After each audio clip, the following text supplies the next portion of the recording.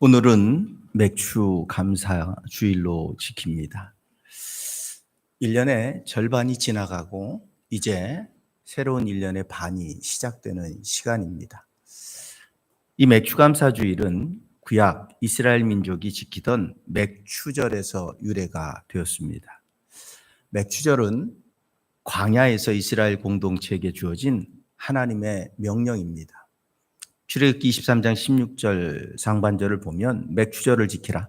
이는 내가 수고하여 밭에 뿌린 것의 첫 열매를 거둠이니라고 말씀합니다. 그런데 출애굽 광야에서 이스라엘 백성들은 농사를 지은 적이 없습니다. 그럼에도 불구하고 하나님이 이 출애굽에 너희가 맥추절을 지키라고 명령합니다. 네가 수고하여 밭에 뿌린 것의 첫 열매를 거두었기에 하나님 앞에 감사합니다.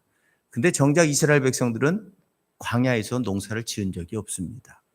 앞으로 일어날 일, 이들이 가나안 땅을 차지하고 난 다음에 그들이 가져야 되는, 그들이 수고함으로 땀 흘리고 추수하는 열매를 거두는 기쁨의 시간을 맞이할 그날을 하나님은 미리 감사하도록 말씀하고 계십니다. 그리고 이스라엘 백성들은 광야를 거쳐서 가나안 땅에 정착한 이후에 이 명령을 끝까지 지킵니다. 하나님 앞에 감사의 절기를 잊지 않고 지켜나갔다는 겁니다. 출애굽의 은혜를 기억하며 또 새로운 땅에서 새로운 삶의 길을 열어주신 하나님의 은혜를 고백하는 그러한 시간들로 이 맥추절을 보내고 있습니다. 결국 맥추절의 정신은 하나님의 베푸신 구원의 은혜를 기억하며 감사하는 겁니다. 지난 반년을 살아오셨습니다. 어떠셨습니까? 벌써 반년이 지나갔는데 감사할 일이 많으십니까? 아니면 불평과 원망이 더 많으십니까? 후회, 한숨, 새로운 비전, 목표 수정, 여러 가지가 있겠죠. 그런데 여러분의 삶 속에 지난 반년은 어떤 날이셨습니까? 우리 옆에 분에게 물어보실래요? 지난 반년 동안 행복하셨습니까?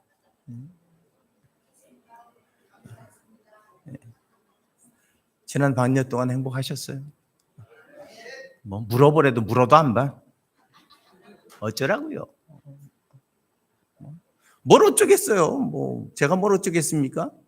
제가 오늘 예배 들어오기 전까지 하나님이 감사해라. 무조건 감사해라. 오늘은 감사한 날이니까 무조건 감사해라. 네가 예배 드리는데 성도가 와 앉아있는 게 얼마나 감사한 일이냐. 네 설교를 들으려고 참 시간을 내서 왔는데 얼마나 감사하고 고마운 일이냐. 누가 돈 주면서 네 설교를 듣겠니?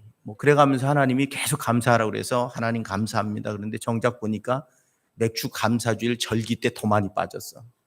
다 찬양된 반쪽이 나고 다 어디 바쁜 일이 있는지 다 주여 감사해야죠. 감사합니다. 자꾸 이가 갈리면서 감사하는 이유는 뭘까요? 하나님. 근데 여러분, 감사는 내가 하려고 하면 되더라고요. 그런데 안 하려고 하면 죽었다 깨어 아무리 좋은 일이 있어도 감사가 안 되더라고요. 여러분, 여러분의 삶 속에 지난 반년은 어떠셨습니까? 정말 감사할 일이 없었나요? 반년을 지나면서 우리가 돌아보면 감사할 일도 있고 후회할 일도 있겠죠. 그런데 우리가 감사라고 하는 단어를 떠올릴 때 항상 따라오는 게 그거죠. 이유가 있어야 되죠. 그렇죠? 감사를 하려면 이유가, 감사의 조건이 있어야 우리는 감사라는 고백을 할 수 있습니다. 감사라고 하는 단어 의미 속에 뭔가 받아야 감사의 고백을 가질 수 있는 거죠, 사람은. 이게 당연한 그 의미, 그 감사라는 단어 안에 내포되어 있는 그러한 내용이기도 합니다. 뭔가를 받아야 우리가 감사합니다. 근데 성경은 우리에게 그렇게 말씀하시지 않습니다. 범사에 감사하랍니다. 이 범사란 말, 헬라어로 엔판티라고 하는 말입니다. 모든 상황과 환경에서란 뜻입니다. 모든 상황과 환경에서란 의미는 좋은 일만 있는 건 아니죠. 우리의 환경과 조건이 나빠질 때도 있죠. 성공할 때만 있는 건 아니죠. 우리의 환경과 조건이 실패로 우리를 몰아갈 때도 있죠. 좋은 것과 나쁜 것이 다 상존하는 게 우리의 삶이죠. 그래서 성경은 범사에 감사랍니다. 모든 환경 가운데 감사하라고 우리에게 말씀하고 있습니다. 감사라는 단어는 긍정적이고 성공적이고 유익하며 좋은 조건이 주어질 때 사용되는 단어라고 우리는 생각합니다. 그런데 성경은 부정적이고 실패가 있고 좌절이 있고 질병이 있고 아픔이 있어도 이 감사란 단어는 적용될 수 있다고 말씀합니다. 그것이 우리에게 주시는 분명하게 오늘 성경이 말씀하신 하나님의 뜻이랍니다. 곧 하나님의 명령이랍니다. 하나님이 우리에게 지시하신 내용이랍니다. 감사라고 하는 단어에 분명한 쓰임새는 있습니다. 우리가 살아가면서 일반적인 쓰임새는 있습니다. 하지만 그리스도인들에게 감사라고 하는 단어의 쓰임새는 언제나입니다. 세상에서의 감사는 쓰임새가 있죠. 조건이 있죠. 그런데 그리스도 안에서의 감사는 언제나 동일하게 항상이라고 하는 단어와 함께 한다고 하는 겁니다. 탈무드에 보면 신은 부서진 것들을 사용하신다라는 말이 있답니다. 영국의 신학자요, 유명한 성서 주석가인 매튜 헨리 목사님이 강도를 만나서 지갑을 잃어버리고 4가지 감사를 했답니다. 첫째, 전에는 내가 도둑 맞지 않은 것에 대해 감사했답니다. 두 번째, 도둑이 내 생명을 빼앗아가지 않은 것에 감사했답니다. 세 번째, 지갑만 도둑 맞고 전 재산이 도둑 맞지 않은 것에 감사했답니다. 그리고 4번째 마지막으로 내가 도둑이 아닌 것에 감사했답니다. 여러분, 하나님은 분명히 부서진 것, 그것을 사용하신답니다. 그러면 오늘 우리 삶 속에 부서진 게 뭐가 있으십니까?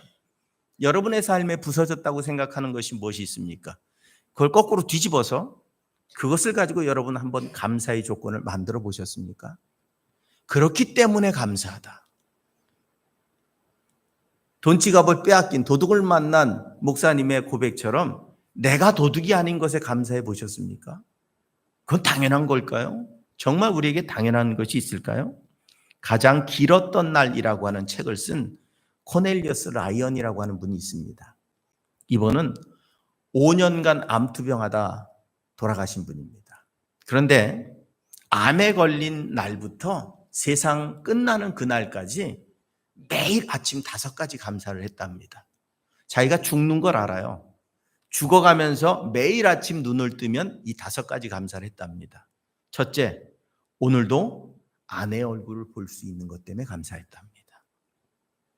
두 번째, 하루도 아이들을 볼 수 있는 것 때문에 감사했답니다. 세 번째, 자신이 쓰던 소설을 완성시킬 수 있는 시간이 있는 것에 감사했답니다.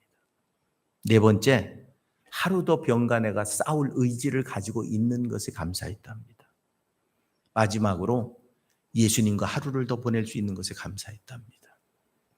여러분에게 이게 감사의 조건일까요? 자녀의 얼굴을 보는 게 당연한 일 아닐까요? 아내 얼굴을 보는 게, 남편의 얼굴을 보는 게 당연한 거 아닐까요? 그런데 정말 그게 당연할 수 있을까요? 정말 그걸 당연하다고 말할 수 있겠습니까? 자신이 하던 일을 지속적으로 할 수 있는 것에 감사해 보셨습니까? 잘 되든 못 되든 그 일을 할 수 있기 때문에 감사해 보셨습니까? 병이 없는 것은 감사할 수 있어도 내가 그 질병과 싸울 수 있기 때문에 감사할 수 있으십니까? 오늘 우리는 분명히 우리의 상식, 일반적인 생각으로는 암은 감사의 조건이 될 수 없습니다. 오히려 원망과 불평의 조건일 수는 있을 겁니다. 누구에게 질문을 던진다고 하면 누구든 그건 불평할 일이지 감사할 일이라고 말하지 않습니다. 그런데 믿음의 자리에 선 사람들은 불평도 감사로 바꿀 수 있어야 된다고 오늘 성경은 우리에게 말씀하고 있습니다. 성경은 감사를 명령합니다. 그것도 모든 상황에서 감사하는 것이 하나님의 뜻이랍니다. 우리가 뭐 때문에 이 말씀에 순종해야 될까요? 좋은 일도 없고 감사할 조건도 안 되는데 무조건 감사라고 그런다고 바보처럼 무조건 감사하는 게 맞는 이야기일까? 그런데 여러분 정말 여러분에겐 감사할 조건이 없으십니까? 1분의 기적이라고 하는 우리 인체에 대한 글이 있습니다. 우리 뇌는 1분에 6조 개의 명령을 주고받는답니다. 아셨습니까? 그거 알고 사는 사람은 아무도 없죠. 내 머리가 1분에 6조 개의 명령을 서로 주고받는 삶을 살고 있다는, 피곤한 인생이라는 건 아는 사람이 없을 거예요. 성대는 1분에 1만 번을 진동을 한답니다. 우리 몸의 세포는 1분에 4만 개가 죽고요, 4만 개가 재생된답니다. 별로 그렇게 피부로 와닿지 않죠? 그런데 제일 피부로 와닿는 게 이겁니다. 하루에 우리의 머리카락은 100개가 빠지고 100개가 생긴답니다. 근데 여러분, 하나 이식하는데 얼마 들까요? 예전엔 뭐 3,000원 얘기도 하고 5,000원 얘기도 하고 요즘은 뭐 500원 얘기도 하고 막 해요. 저희 동기 목사가 여기가 없어서 여기 걸 빼서 여기다 심었어요. 매일 쳐다봐요, 매일. 왜? 돈이 얼마가 들었는데, 돈이. 여기 있는 거 몇천 개 뺀다고 티도 안 나요. 그거를 여기다 심는다고 생각해 보십시오. 고통을 받고, 그런데 제가 이렇게 처음에 봤더니 별 차이가 없더라고요. 근데 차마 수십만 원, 수백만 원을 들여서 심은 걸 별 차이 없는데라고 얘기할 수는 없겠더라고요. 그래서 어휴, 야, 머리가 많이 자랐다. 그랬더니 너무 행복해하는 거예요. 근데 제가 솔직히 얘기하면 별 차이가 없었어요. 솔직히. 야, 그 돈 들여서 난 안 하겠다. 그 많은 돈을 들여서 그냥 대머리로 살지. 근데 그게 아닌 거예요. 근데 여러분, 한 1개월 지나고 2개월 지나니까 우리처럼 이렇게 머리가 많진 않아요. 그래도 머리가 있다는 느낌이 생기는 거예요. 이렇게 심어놓은 게. 매일 거울을 보고 있는 거예요. 매일. 왜? 얼마가 든 건데. 여러분들은 돈 들여서 안 심잖아요. 하루에 100개 없어지면 100개가 자란답니다. 우리는 느끼지도 못하고 살아갔죠. 우리는 우리 육신 가운데 세포가 자라고 또 머리가 자라고 우리가 알지 못하는 사이에 우리의 뇌가 일을 하고 있다는 사실에 감사해 보신 적 있습니까? 그게 중지되는 때가 언제일까요? 죽는 날입니다. 내가 살아있다는 건 내 몸이 여전히 움직이고 있다는 겁니다. 우리 몸의 핏줄은 10만 킬로랍니다. 이 작은 몸 안에 10만 킬로의 핏줄이 있답니다. 그 길이가 어느 정도냐? 지구를 2바퀴 반을 돌릴 만한 거리랍니다. 여러분, 그 긴 핏줄에 피가 하루에 2억 7천만 킬로를 달린답니다. 그리고 우리가 하루에 2만 3천 번의 숨을 쉰답니다. 내 폐가 2만 3천 번을 오르락내리락 하는 거예요. 그리고 심장은 하루에 10만 번 박동을 한답니다. 심장이 멈추면 우리 세포는 다 죽습니다. 구석구석까지 핏줄을 통해서 우리의 세포에 영양분을 공급하기 위해 우리 심장은 쉴 수가 없어요. 우리가 자는 시간에도 우리 심장은 움직이고 있습니다. 우리는 가만히 있어도 우리 몸은 지금 어마어마한 일을 하고 있는 중이에요. 근데 여러분, 그것에 대해 감사해 보셨습니까? 우리는 감사할 일이 너무 많은 사람들이에요. 그럼에도 불구하고 우리는 그 수없이 많은 감사의 조건들이 당연하다고 생각합니다. 그래서 감사하기보다는 오히려 조금 부족하면 불평하고 원망하는데 빠른 인생을 살아가고 있다는 겁니다. 감사가 뭡니까? 감사는 받은 은혜를 잊지 않고 표현하는 게 감사입니다. 우리가 선물을 받았을 때 고맙습니다, 감사합니다, 인사하는 게 감사합니다. 우리가 뭔가를 받으면 감사하다고 고백하는 건 당연한 겁니다.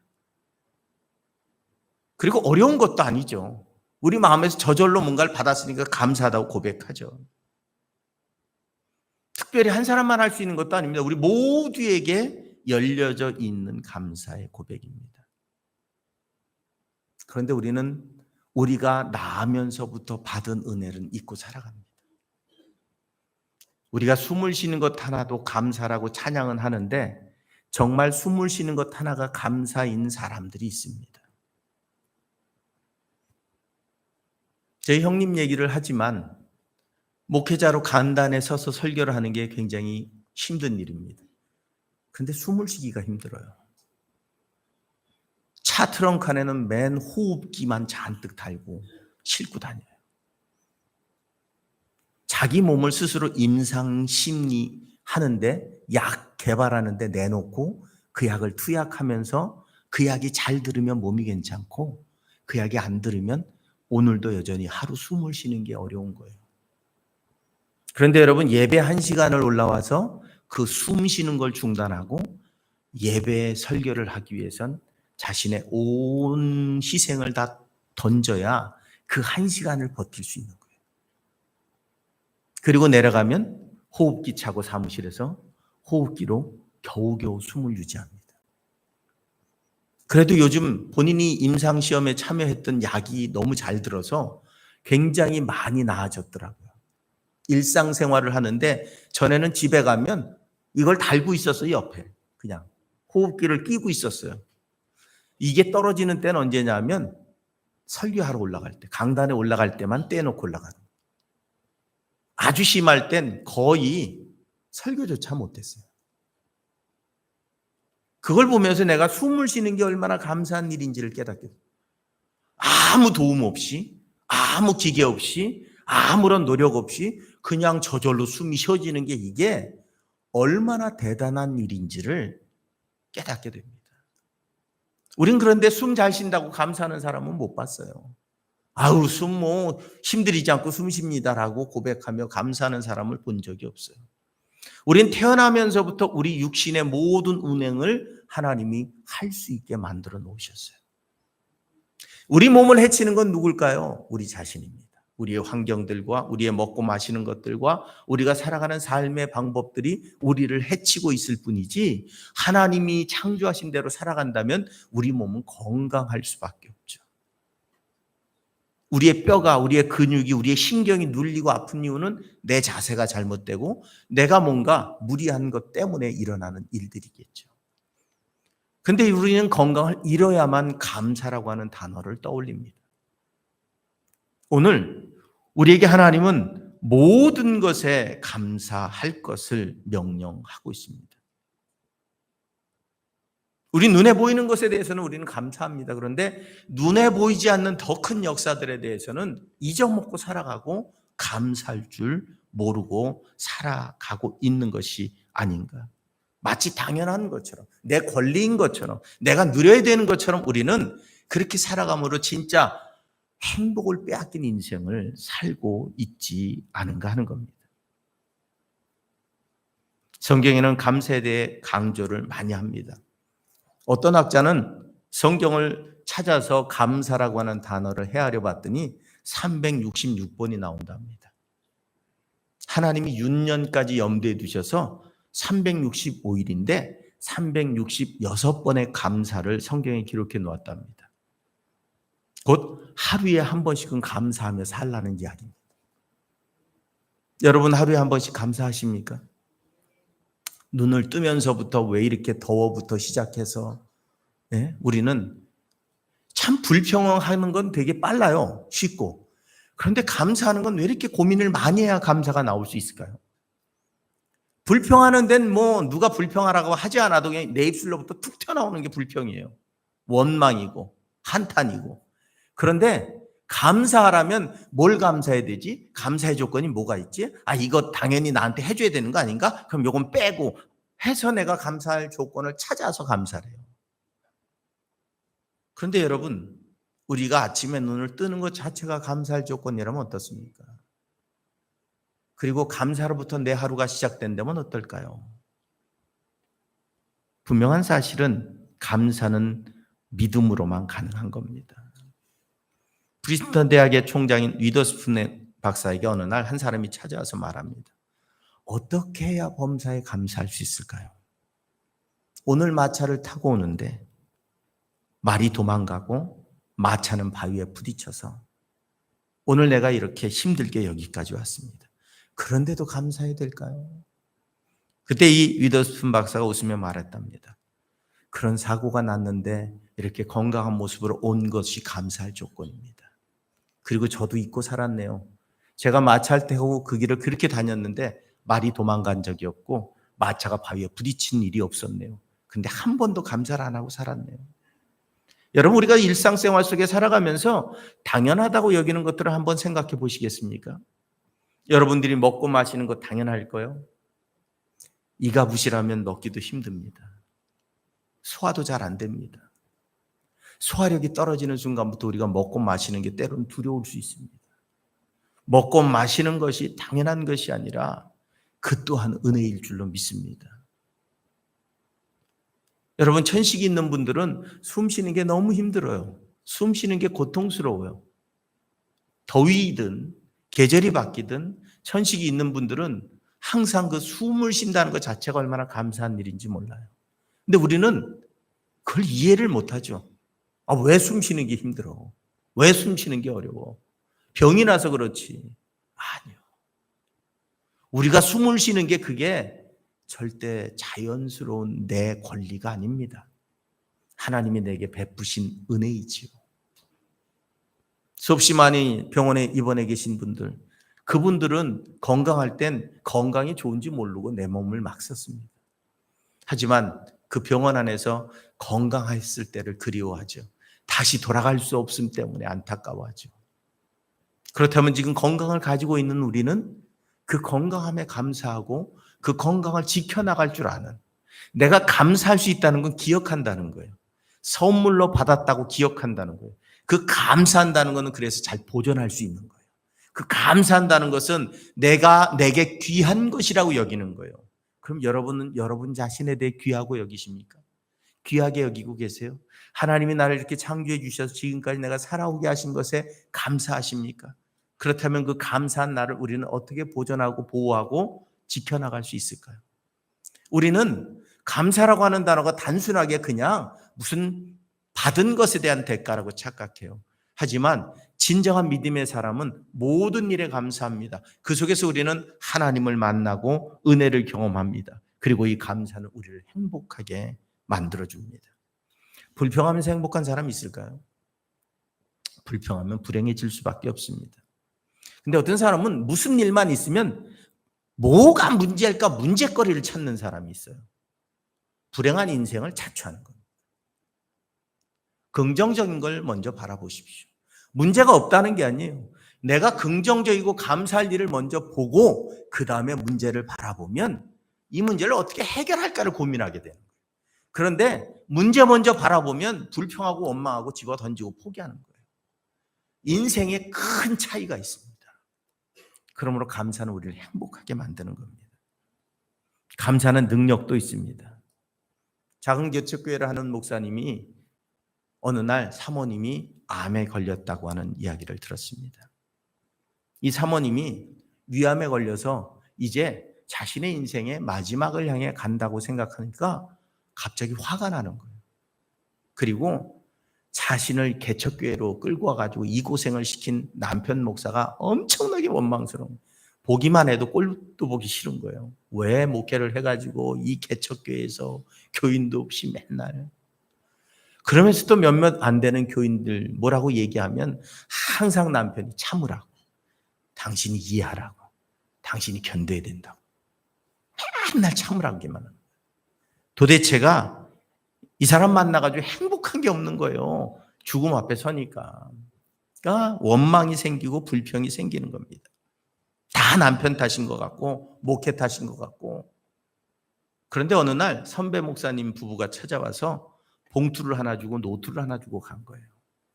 그래서 그 봉투를 여니까 치료비에 쓰라고 조금 돈이 들어있고, 노트가 있어서 노트를 딱 여니까 그곳에 선배 목사님이 이렇게 썼답니다. 감사 노트. 사모님, 이 노트에 하나님께 감사한 것들을 적어보세요 라고 써 있더래요. 첫 장에. 얼마나 열받았겠어요. 지금 죽음을 앞에 두고 있는데 감사 노트는 뭐며 뭘 감사하라고 지금 열받아 있는데. 머리맡에 집어 던져놓고 있다가 어느 날 자꾸 그게 생각이 나서, 그래? 내가 감사할 게 뭐가 있을까? 생각해 봤더니 그래도 내가 죽어도 천국은 가겠구나. 저 목사 만나가지고 그래도 내가 예수 잘 믿고 그래도 죽어도 천국은 가겠구나. 그게 감사의 조건이 되더래요. 그 하나를 쓰니까 그 다음번에는 그래도 우리 아이들이 예수 믿고 천국 가는 자녀들이 되겠구나. 그게 또 감사의 조건이 되더래요. 그리고 하나하나 자신의 삶 속에서 그동안 잊었던 감사의 조건들을 하나하나 떠올리며 썼는데 그게 며칠 가지 않아서 그 감사 노트가 꽉 차더래요. 본인은 잊어먹고 살았던 거예요. 그런데 죽음 앞에서 가장 절망적인 순간에 누군가 감사를 해보라고 그래서 감사의 노트를 쓰면서 아기 태어났을 때, 그 첫째 태어났을 때, 둘째 태어났을 때 그 기쁨, 그것들을 잊어버렸던 자신이 생각나면서 키우면서 말썽 부릴 때 아유 저걸 왜 낳나, 저걸 그냥 어떻게 해야 되나, 그렇게 살았던 자신이 너무 미안하던 거예요. 그리고 남편을 향한 고마움, 감사들, 부모를 향한, 형제를 향한, 교인들을 향한, 이웃을 향한, 그걸 막 하나하나 떠오를 때마다 내가 힘들고 외로울 때 나에게 위로해 줬던 어느 권사님의 그 말 한마디가 감사하고 끝까지 쓰다 보니까 와, 감사의 조건이 넘쳐나는 거예요. 그러면서 어떻게 해요? 기분이 너무 좋아지는 거예요. 그동안은 고통 속에 살았어요. 그냥 약 먹고 힘들고 겨우 죽는 날을 기다렸는데 그 감사의 조건 하나하나가 자신에게 힘이 되고 용기가 되고 그래도 웃을 수 있는 기회가 되더라는 겁니다. 그러면서 마음의 평안이 찾아왔습니다. 그리고 진찰을 받으러 갔어요. 의사가 깜짝 놀라는 거예요.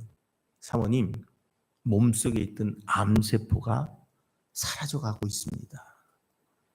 보통 치료 효과 이상으로 암이 사라져가고 있습니다. 이대로 가면 병원에 오시지 않으셔도 될 것 같습니다. 날마다 감사함으로 내 몸에 면역력이 생기기 시작한 거예요. 내 몸 스스로가 나를 지탱할 수 있는 능력이 생기기 시작합니다. 하나님 우리에게 면역력이라고 하는 것을 주셨습니다. 여러분 감기도 며칠 지나면 낫죠. 앓을 만큼 앓고 나면 낫는답니다. 내 몸에 하나님은 악한 세포들을 물리칠 수 있고 병균들을 물리칠 수 있는 면역력을 주셨어요. 그런데 여러분 우리가 기뻐하고 감사하면 그 면역력이 활성화됩니다. 그런데 우리가 슬퍼하고 괴로워하고 불평하면 그 면역력이 약해지면서 오히려 질병이 우리에게 찾아오는 거예요. 오늘 감사는 하나님의 명령입니다. 왜? 우리를 행복하게 하는 것이고 우리를 능력 있는 삶으로 나아가도록 만드는 것이기 때문에 그렇습니다. 그리고 하나님의 뜻에 순종하는 게 믿음입니다.